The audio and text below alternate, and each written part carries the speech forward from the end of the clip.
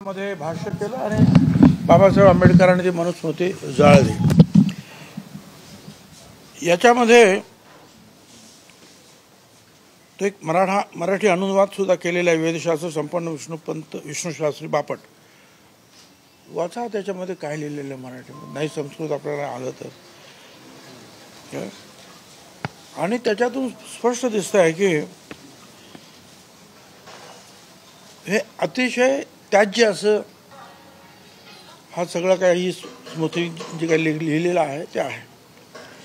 आणि या मनुस्मृती मेघातिथी, सर्वज्ञ नारायण, कुल्लक भट, राघवानंद सरस्वती, नंदन, रामचंद्र, गोविंदराज, श्री माधवाचार्य, धरणीधर, श्रीधर स्वामी, रुचिदत्त, विश्वरू, भोजदेव, भारुची असे 14 महापंडितांनी जे आहे त्याच्यावर टीका केलेली आहे, अतिशय अभ्यासपूर्ण.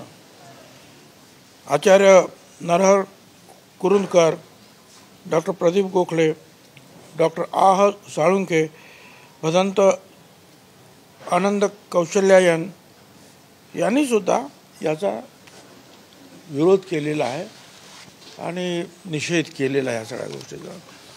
मला काही कळत नाही की आता अचानक हे सगळं आणायचं काय आवश्यकता आहे. आणि 2 श्लोक फार चांगले आहेत, पण चंचू प्रवेश पाहिजे कशाला? ज्ञानेश्वराचे श्लोक चांगले नाही आहेत का तुमच्याकडे? तुकारामाचे नाही